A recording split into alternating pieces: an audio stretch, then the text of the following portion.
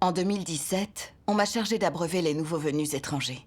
Comme j'étais compétente en langues étrangères et que j'avais déjà abreuvé des nouveaux venus, j'ai pensé que ce travail ne me poserait pas de problème. Mais je savais que pour bien faire son devoir, il ne suffisait pas d'avoir des compétences. Il fallait aussi agir selon les principes. Oui. Oui. Au départ, j'ai donc fait preuve d'humilité. Je priais davantage et me fiais à Dieu quand des événements survenaient, et quand des choses m'échappaient, je consultais les autres et cherchais avec eux. Au bout d'un moment, j'ai vu que mon travail produisait des résultats. Des nouveaux venus qui ne venaient pas aux réunions ont commencé à y assister et se sont montrés prêts à faire leurs devoirs. Ah. J'ai aussi formé des nouveaux qui sont devenus dirigeants d'église et dirigeants de groupe. J'en étais très contente et je me suis dit que j'étais douée. Ensuite, tous ceux qui avaient des difficultés sont venus communiquer avec moi et les avis que je formulais étaient souvent adoptés. Peu à peu, j'ai commencé à m'apprécier et à me dire que ce soit en matière de langue ou en matière d'abreuvement, j'étais la plus compétente du groupe. Peu après, j'ai été choisie comme superviseuse et j'ai pensé que j'avais un calibre mental et des capacités extraordinaires. Sans m'en rendre compte, j'ai commencé à devenir arrogante. Je trouvais que les problèmes étaient simples et je les réglais à ma façon. Sans prier, chercher ni consulter les autres. Un jour, il y a eu un problème dans notre travail. Et ma sœur partenaire a dit qu'elle voulait chercher les principes. En fronçant les sourcils, je lui ai répondu avec mépris. Ce problème est simple. Réfléchis un peu et tu trouveras la solution. Il est superflu de chercher les principes, tu ne crois pas? Ta sœur ne s'est-elle pas sentie contrainte? Si. Après ça, elle s'est beaucoup méfiée quand elle me parlait. Durant cette période, des frères et sœurs ont aussi dit que j'étais arrogante, mais je ne m'en suis pas souciée du tout. Je me disais que j'étais peut-être un peu arrogante, mais que tout le monde avait des problèmes. Comment ne pas être arrogant quand on a un peu de calibre mental? Je ne voyais pas ça comme un problème grave. Un jour, j'ai voulu qu'une nouvelle soit dirigeante de groupe. Mon dirigeant a pensé que cette sœur croyait depuis trop peu de temps qu'elle manquait de base. J'ai beaucoup résisté en entendant ça. Je me suis dit, même si tu es dirigeant, tu ne comprends pas cette nouvelle venue aussi bien que moi. Si je m'inquiétais autant que toi, la formation des nouveaux venus ne prendrait jamais fin. Et j'ai trouvé toutes sortes de raisons pour réfuter l'avis du dirigeant. Ton dirigeant avait raison de s'inquiéter. Pour qu'un nouveau soit dirigeant de groupe, il faut avoir des bases. Oui. À ce moment-là, je n'ai pas pu l'accepter. Et la nouvelle venue a été promue dirigeante de groupe. Que s'est-il passé ensuite? Rien de bon. Rapidement, elle s'est dit que ce travail était bien trop stressant. Elle est devenue négative et a failli arrêter. Ah. Se montrer arrogant et agir à sa guise n'aide pas les gens. Et en plus, cela entrave le travail. Oui, C'est vrai. C'est tout à fait exact. Ça m'a beaucoup attristée et j'ai regretté de ne pas avoir écouté les conseils de mon dirigeant. Mais ensuite, je me suis dit, personne n'est parfait, qui fait son devoir sans déviation. Je ferai mieux la prochaine fois. Puis mon dirigeant m'a exposé et traité pour mon arrogance, disant qu'il était dangereux de continuer ainsi. Ça m'a mise mal à l'aise, mais à cette époque, je n'avais aucune connaissance de moi-même. Puis Sorier et moi avons supervisé le travail de l'Église. Plus prudente que moi, elle se concentrait sur la recherche de la vérité. Quand nous prenions des décisions quant au travail, elle se renseignait plusieurs fois et vérifiait tout avant de décider. Mais je me disais qu'elle n'était pas assez efficace. Alors j'ai commencé à la mépriser. Ensuite, j'ai pris un grand nombre de décisions toute seule. Et j'ai cessé de la prendre au sérieux. Un jour, l'Église a eu besoin d'acheter des fournitures et il a fallu dépenser des offrandes pour cela. Mon dirigeant m'a dit à plusieurs reprises d'en parler avec ma partenaire.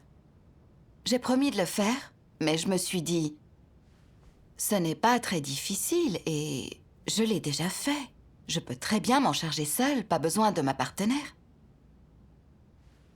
Quand ma partenaire m'a envoyé un message en me demandant des détails sur mes achats, sans réfléchir, je lui ai dit que j'avais déjà pris des dispositions. Au final, j'ai acheté des articles de mauvaise qualité. Ah. Et les offrandes ont été gaspillées. C'est vraiment très grave. C'est vrai. Sur le coup, ça m'a fait paniquer. J'ai compris que gâcher des offrandes était une transgression très grave. J'ai eu l'impression qu'un poids énorme pesait sur mon cœur. Je ne pouvais plus respirer. J'ai souvent pleuré en secret et chaque journée était triste et déprimante. Mon état s'est mis à empirer. J'ai eu plus de mal à faire mon devoir et à voir clairement les problèmes. As-tu réfléchi sur toi-même après ça? Non. Le dirigeant a échangé avec moi et il m'a exposé et traité en disant que j'étais arrogante et suffisante, que j'agissais arbitrairement dans mon devoir, que je ne coopérais pas avec les autres, n'écoutais pas leurs suggestions et que je n'étais pas apte à être superviseuse. Après avoir été renvoyée, je me suis sentie très malheureuse. Alors j'ai prié Dieu. Oh Dieu, je ne sais pas comment j'ai fait pour tomber aussi bas. Je sais qu'il y a ta volonté derrière mon renvoi, mais je ne connais pas la source de l'échec que j'ai subi. S'il te plaît, éclaire-moi et aide-moi à réfléchir sur moi-même. Puis j'ai regardé une vidéo des paroles de Dieu. Dieu Tout-Puissant dit : certaines personnes ne cherchent jamais la vérité en accomplissant leur devoir. Elles n'en font qu'à leur tête, agissant obstinément selon leur propre imagination. Elles sont toujours arbitraires et irréfléchies, et elles ne suivent tout simplement pas la voie de la pratique de la vérité. Que signifie être arbitraire et irréfléchi ? Cela signifie, lorsque tu rencontres un problème, agir comme bon te semble, sans réflexion et sans aucune recherche. Rien de ce que dit quelqu'un d'autre ne peut toucher ton cœur ni te faire changer d'avis. Tu ne peux même pas accepter qu'on t'échange sur la vérité. Tu t'accroches à tes opinions, sans écouter quand d'autres personnes disent quelque chose de juste, convaincu d'avoir toi-même raison et t'accrochant à tes propres idées. Même si ce que tu penses est correct, tu devrais aussi prendre en compte les opinions des autres, non ? Et si tu ne le fais pas du tout, n'est-ce pas être extrêmement suffisant ? Pour les gens qui sont extrêmement suffisants et rétifs, il n'est pas facile d'accepter la vérité. Si ton attitude consiste à insister obstinément, à nier la vérité, à rejeter les suggestions de quelqu'un d'autre, à ne pas rechercher la vérité, à n'avoir confiance qu'en toi-même et à ne faire que ce que tu veux, si c'est là ton attitude, indépendamment de ce que Dieu fait ou demande, alors quelle est la réaction de Dieu ? Dieu ne te prête aucune attention, il te met à l'écart. N'es-tu pas capricieux ? N'es-tu pas arrogant ? Ne penses-tu pas toujours avoir raison ? Si tu es dépourvu d'obéissance, si tu ne cherches jamais, si ton cœur est totalement fermé et résistant à Dieu, alors Dieu ne te prête aucune attention. Pourquoi Dieu ne te prête-t-il aucune attention ?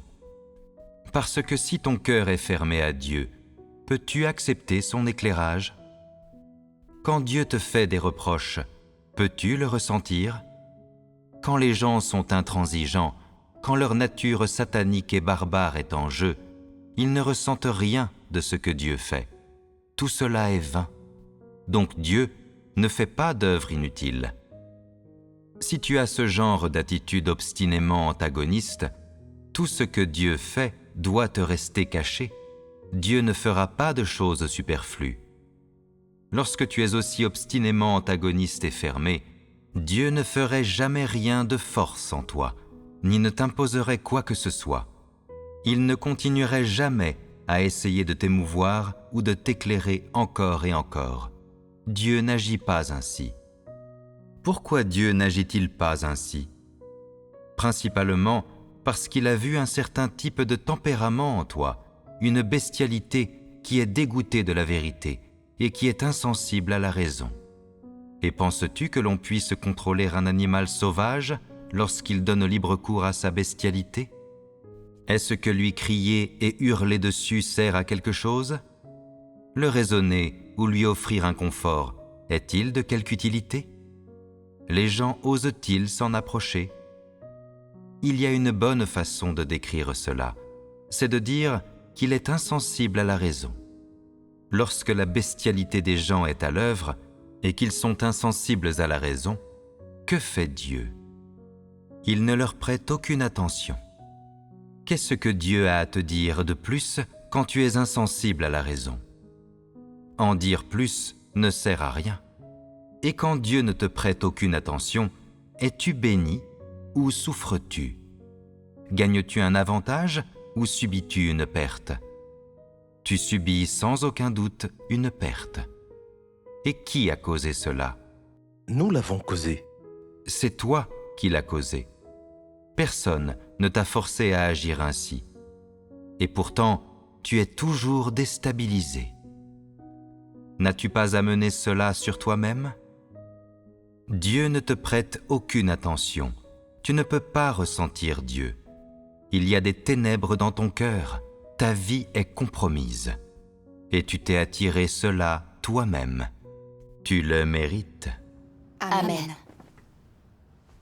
Cette parole de Dieu a révélé mon état, et surtout le passage qui disait « N'es-tu pas capricieux et n'es-tu pas arrogant? Ne penses-tu pas toujours avoir raison sur tout? Si tu es dépourvu d'obéissance et si tu ne cherches jamais, si ton cœur est totalement fermé et totalement résistant à Dieu, alors Dieu ne te prête pas attention. Amen. Dieu ne te prête aucune attention. Tu ne peux pas ressentir Dieu. Ta vie est compromise. Il y a des ténèbres dans ton cœur. Et tu t'es attiré cela toi-même. Tu le mérites bien. »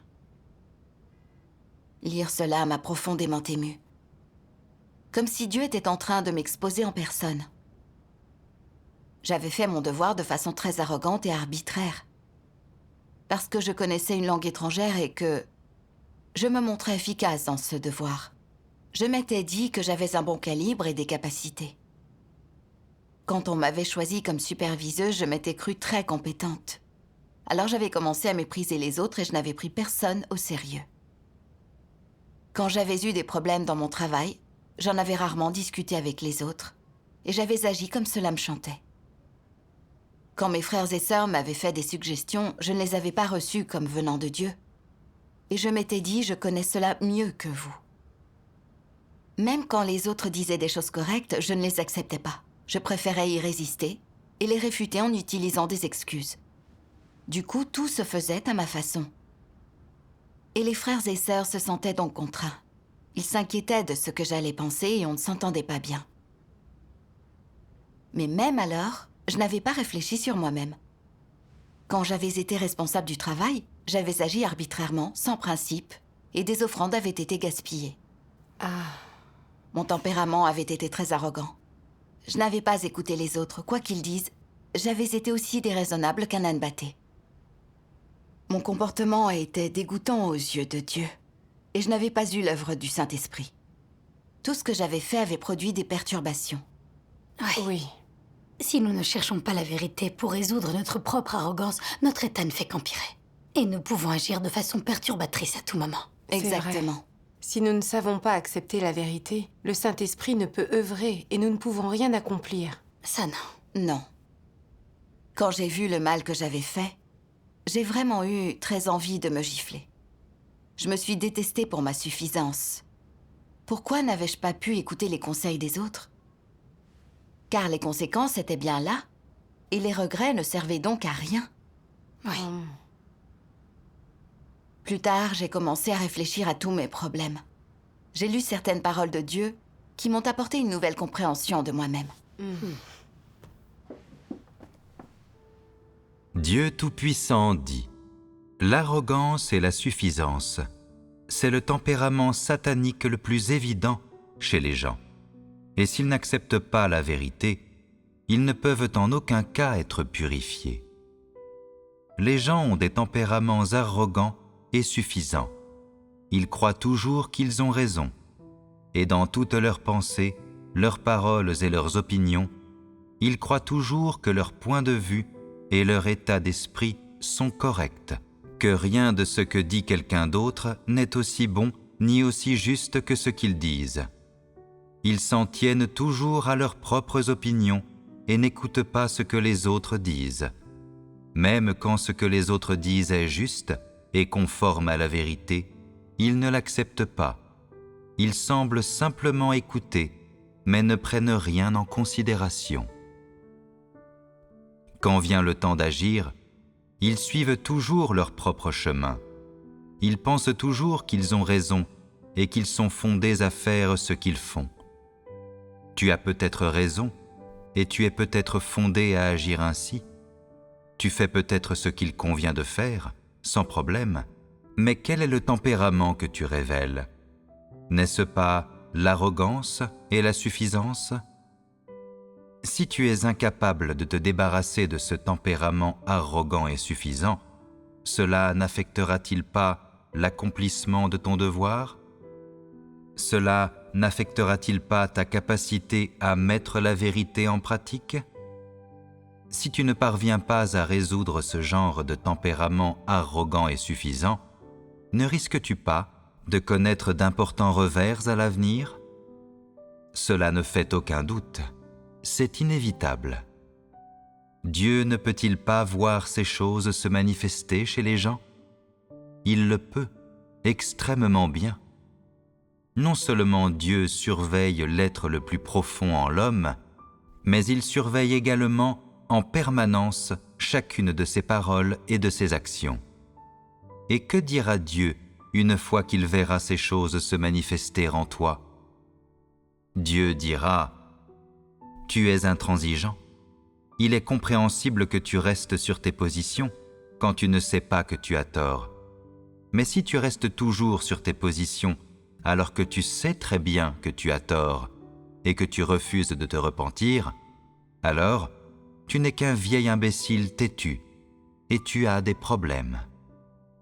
Si, quelle que soit la suggestion, tu réagis avec une attitude négative et antagoniste et n'acceptes pas du tout la vérité, si dans ton cœur il n'y a qu'antagonisme, fermeture et refus, alors tu es ridicule, tu es un imbécile absurde. Tu es trop difficile à gérer. Qu'est-ce qui est si difficile à gérer chez toi? Ce qui est difficile chez toi, c'est que ton comportement n'est pas une façon erronée de faire les choses, ni un type de conduite erronée, mais révèle plutôt un certain type de tempérament. Quel type de tempérament révèle-t-il? La vérité te dégoûte, et tu hais la vérité. Une fois qu'il est établi que tu hais la vérité, comme Dieu le voit, tu as des problèmes. Dieu te rejette et ne t'accorde aucune attention. Une personne qui hait la vérité hait Dieu dans son cœur. Pourquoi est-ce que je dis qu'elle hait Dieu? Cette personne a-t-elle maudit Dieu? S'est-elle opposée à lui en face? L'a-t-elle jugé ou condamné dans son dos? Pas nécessairement. Alors, pourquoi dit-on que révéler un tel tempérament, un tempérament de haine envers la vérité, c'est haïr Dieu? Ce n'est pas faire une montagne d'une taupinière, c'est un fait. Comme lorsque les pharisiens hypocrites ont cloué le Seigneur Jésus sur la croix parce qu'ils haïssaient la vérité, les conséquences, lorsque cela se produit, sont désastreuses. C'est-à-dire que lorsqu'une personne a un tempérament qui la rend dégoûtée par la vérité et hostile à la vérité, elle est capable de révéler ce genre de tempérament à tout moment et en tout lieu. Et si elle continue à vivre dans un état de dépendance à l'égard de ce tempérament, s'opposera-t-elle ou non à Dieu? Lorsqu'elle rencontre un problème impliquant la vérité, impliquant les choix qu'elle doit faire, si elle ne peut pas accepter la vérité, mais continue à vivre dans un état de dépendance à l'égard de son tempérament corrompu, alors elle s'opposera naturellement à Dieu et le trahira. C'est parce que ce genre de tempérament corrompu n'est rien d'autre qu'un tempérament qui consiste à haïr Dieu et la vérité. Amen. Cette parole de Dieu révèle les choses très clairement. Être sans cesse arrogant et ne jamais chercher la vérité est un tempérament satanique de lassitude et de haine envers la vérité. Oui. Je ne m'en étais pas rendu compte. Je pensais qu'être arrogant, quand on avait du calibre et des dons, n'était pas grave. Effectivement. Après avoir lu ces paroles de Dieu, j'ai compris que mon tempérament n'était pas seulement arrogant. J'ai compris que j'étais lasse de la vérité, la détestais et haïssais Dieu. Oui. Des frères et sœurs m'avaient conseillé. J'avais été émondée et traitée. Mais j'avais fait la sourde oreille. Je n'avais pas réfléchi sur moi-même. À maintes reprises, les faits m'ont montré que ce sur quoi j'insistais était erroné. Je n'avais fait que perturber et interrompre le travail. Pourtant, je n'avais toujours pas réfléchi sur moi-même. J'avais agi à ma guise. Parfois, quand mes frères et sœurs m'avaient conseillé, j'avais senti que ces conseils étaient conformes aux principes de la vérité. Mais j'avais désobéi et renié. J'avais été entêtée à l'extrême.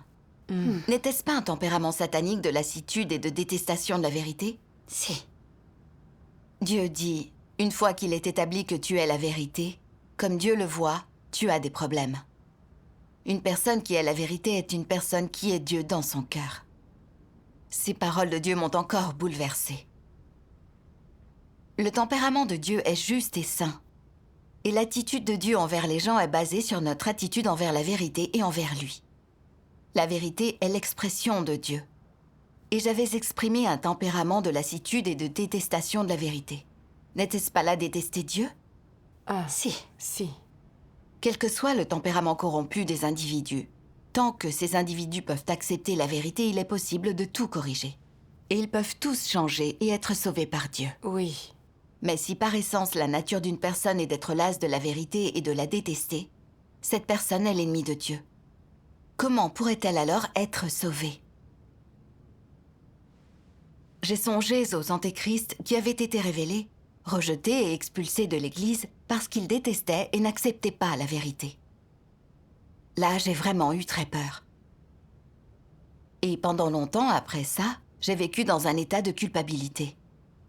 Chaque fois que je pensais au tort que j'avais causé au travail, j'avais mal, comme si on me plantait un poignard dans le cœur. Alors j'ai prié Dieu. Oh Dieu, cet échec me fait beaucoup souffrir. Mais sans l'expérience d'un tel échec, je n'aurais pas compris que mon tempérament corrompu était aussi grave. Et j'aurais encore moins été consciente du grand danger que je courais. Je ne veux plus vivre selon mon tempérament corrompu. S'il te plaît, aide-moi à être une personne qui accepte la vérité et qui se concentre sur la pratique de la vérité dans son devoir. Amen. Plus tard, je me suis très souvent demandé, mais qu'est-ce qui peut bien me rendre aussi arrogante? De quelle façon puis-je résoudre ce tempérament corrompu? Oui. Durant mes dévotions, j'ai lu ces deux passages très éclairants de la parole de Dieu.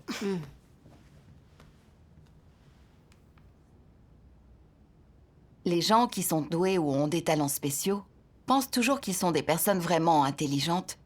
Ils pensent tous qu'ils comprennent tout. Mais ils ne savent pas que les dons et les talents spéciaux ne représentent pas la vérité et n'ont aucun lien avec elle. Les pensées et les opinions des personnes, dont les actions sont déterminées par leurs dons et leur imagination, vont souvent à l'encontre de la vérité. Mais elles ne peuvent pas le voir. Elles pensent toujours « Voyez comme je suis intelligent. J'ai fait des choix si judicieux. J'ai pris de si sages décisions. Aucun de vous ne peut m'égaler. » Elles vivent constamment dans un état de narcissisme et d'autosatisfaction. Il leur est difficile de faire silence dans leur cœur et de réfléchir à ce que Dieu leur demande, à ce qu'est la vérité et à ce que sont les principes de celle-ci. Il leur est difficile de comprendre la vérité.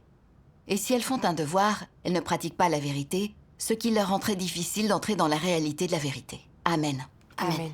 Il y en a un autre. Puis-je le lire? Oui. Ici. Diriez-vous qu'il est difficile d'accomplir son devoir de façon satisfaisante? En fait, non. Il faut avoir un peu de bon sens et adopter une attitude humble et appropriée. Quel que soit ton niveau d'instruction, les récompenses que l'on t'a décernées ou l'étendue de ce que tu as accompli, et quel que puisse être ton propre statut et ton propre rang, tu dois descendre de tes grands chevaux. Tout cela ne compte absolument pour rien. Sache que dans la maison de Dieu, quelles que soient ses gloires, elles ne peuvent en rien être supérieures à la vérité. Car ces choses superficielles ne sont pas la vérité et ne peuvent absolument pas la remplacer. Il faut que tu sois clair sur ce sujet. Si jamais tu dis « Je suis très talentueux, j'ai l'esprit très acéré, j'ai des réflexes rapides, j'apprends très vite et je suis doté d'une excellente mémoire », je suis donc qualifié pour décider. Si tu utilises toujours ces choses comme un capital et que tu les considères comme étant des choses précieuses, comme étant des choses positives, alors c'est un problème. Si ton cœur est occupé par toutes ces choses et si elles ont pris racine dans ton cœur, il te sera difficile d'accepter la vérité. Et il vaut mieux ne pas penser aux conséquences. Alors, tu dois en premier lieu mettre de côté et renier ces choses que tu adores, qui te semblent belles et sont si précieuses à tes yeux. Ces choses-là ne sont pas la vérité. À l'inverse, elles peuvent t'empêcher de pénétrer la vérité. Amen. Amen. Amen. Cette parole de Dieu m'a fait comprendre que j'avais été arrogante et incapable d'accepter la vérité pour une autre raison. Parce que j'avais toujours compté sur mes dons. Comme je connaissais une langue étrangère et que j'avais de l'expérience, que j'avais en apparence un certain calibre et que je pouvais résoudre des problèmes, j'avais considéré ces dons comme un capital, sans chercher la vérité ni la volonté de Dieu. J'avais traité mes frères et sœurs avec mépris et je n'avais jamais écouté leurs suggestions. J'avais mis ces dons au-dessus de tout. Vivant dans l'autosatisfaction, j'étais devenue de plus en plus arrogante. J'avais cru aveuglément en moi, comme si je ne pouvais jamais avoir tort. Mais il avait été révélé que mes idées n'étaient pas conformes aux principes de la vérité. Elles étaient toutes erronées. Pendant ce temps, tes frères et sœurs étaient en apparence ordinaires et dépourvus de dons. Pourtant, dans leurs devoirs, ils cherchaient les principes de la vérité d'une manière terre-à-terre. On pouvait observer en eux la direction de Dieu. Et ils obtenaient de bons résultats dans leurs devoirs. Oui.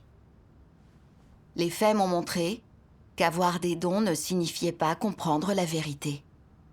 Si nous ne cherchons pas les principes de la vérité et que nous vivons en comptant sur nos dons, nous ne pouvons que devenir arrogants, perdre toute humanité et raison et résister à Dieu. Ouais, C'est vrai. C'est vrai. Après avoir entendu ton échange, je comprends que le calibre et les dons ne sont que des outils pour faire ses devoirs. Sans vérité ni changement de tempérament, plus on est doué, plus on risque d'être arrogant et de mal faire son devoir. Oui. Pour résoudre fondamentalement un tempérament arrogant, on doit renoncer à ce capital, puis apprendre à se renier et à chercher la vérité. Exactement. Après ça, je me suis fermement attachée à pratiquer de cette manière. Mais quand j'ai rencontré des problèmes et voulu demander de l'aide à mes frères et sœurs, la bataille faisait encore rage dans mon cœur. Je me disais que mes idées convenaient très bien et que demander de l'aide était superflu. J'avais peur qu'on me méprise parce que je ne savais pas gérer une tâche simple. Mais quand je pensais aux transgressions que j'avais commises parce que je croyais trop en moi, je prenais peur et je n'osais plus m'accrocher à mes propres idées.